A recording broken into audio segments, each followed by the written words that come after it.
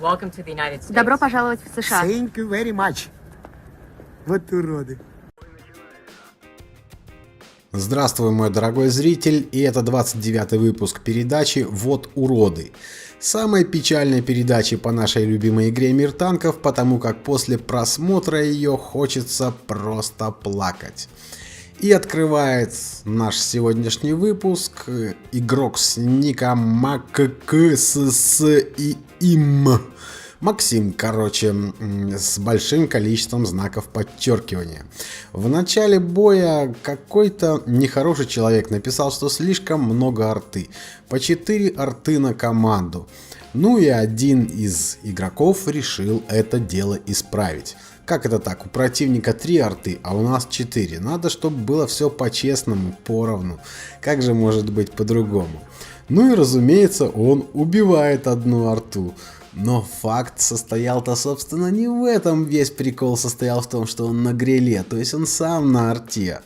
Классный парень, но учитывая то, что его так круто там в чате обзывали разными словами, а он ничего не мог ответить, есть такое подозрение, что, скорее всего, чат у него либо выключен кем-то еще. Вот уроды. Почетное 3-е место у нас сегодня занял игрок с ником Крокотик на Су-122-44. Не говоря ни слова, он начинает стрелять по союзному Вольверину. Ну, возможно, ему не понравилась статистика этого игрока. Да, он красненький, да, у него красненькая статистика, да, он плохой игрок. Тем не менее, он никому ничего плохого не делает и может принести пользу команде. Даже самый плохой игрок, иногда, когда на него что-то спустится сверху, какое-то снисхождение, он может принести огромную пользу команде и даже вытащить бой, набить воина, потанковать и, несмотря на то, что он в дне списка, принести свою пользу. Но наш Крокотик решает, что он здесь царь и бог, и что он здесь судья, и ему позволительно убить союзника и тем самым отправиться в ангар и подставить свою команду. Даже не в ангар, а в бан. И судя по тому, что его забанила система после 2-го выстрела, это был не первый случай, когда он так делает. Будем надеяться, что на этот раз бан он схватил не на день, не на час, а хотя бы на недельку или на месяц. Вот уроды. После просмотра этого реплея я, честно говоря, решил даже проэкспериментировать немного на тяжелом танке с хорошим бортом, бортовой броней. Именно вот здесь, вот в этом месте на линии Зигфрида.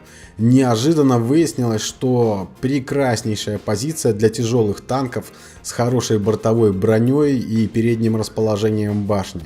То есть обратный ромб здесь ставить, ну просто это имба. Здесь его пробить очень-очень тяжело.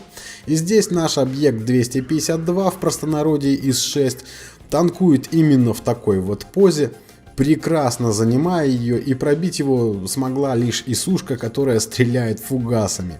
Все остальные давали рикошеты, а он безнаказанно расстреливал команду противника. Но подъезжает очень интересный чувак с ником Захар Иванович на 704-м объекте, для которого даже в чистом поле места мало. Выталкивает нашего ИСа-6, он меняет угол и, разумеется, получает от вафлепазика так на приличную частичку ХП. Ну, у нашего игрока на ИСе-6 все-таки, наверное, нервы железные, потому что я бы просто сейчас развернулся бы и пристрелил вот этого чудака через букву М и дальше бы стоял бы в своей позиции и продолжал бы расстреливать противников. Но он не из таких.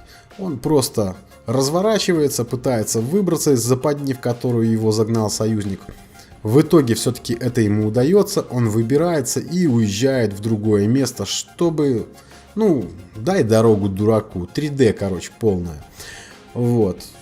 Меня, честно говоря, поражают такие союзники. Иногда вот встречается такое чудовище и начинает мешать всей команде. А на самом-то деле просто надо было занять другую позицию. Тем более у 704-го во лбу нет таких миллиметров, чтобы здесь постоять, потанковать. Это глупо. Зафига мешать хорошим союзникам, которые приносят пользу команде. Вот уроды. Прежде чем объявить победителя сегодняшнего выпуска, хочу вам рассказать про то, что функционал «Пожаловаться» в системе Wargaming работает следующим образом. Если вы отправили несколько рапортов сразу, ну то есть нажали кнопку «Пожаловаться» и там все 10 возможных жалоб отправили на одного конкретного игрока, это считается спамом и рассматриваться не будет. Поэтому, если вы на кого-то жалуетесь, выбирайте просто тупо неспортивное поведение, выталкивание или что-то одно. И тогда, вполне вероятно, этого игрока накажут. Это номер первый.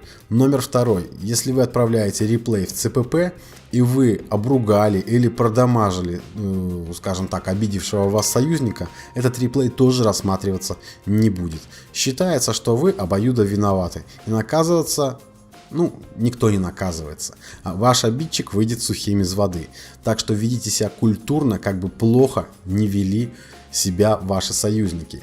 Ну и первое место. Игрок Серега Бумер на борще. Сначала он матерно прогнал ИСа с этой точки. Теперь обратите внимание, куда он смотрит. Он смотрит в стену, он заезжает, и он не смотрит, что там противника подсветил только что светляк. Нет, ты фигово светишь. Он съезжает и дает первый дамаг в раунде. Первый дамаг он дает по своему. Это уже учитывая, что 3 минуты боя прошло. Как бороться с такими дегенератами? Или присылать ко мне в передачу, или просто, не матюгаясь, писать в ЦПП, отправлять туда этот реплей. Вот как-то так.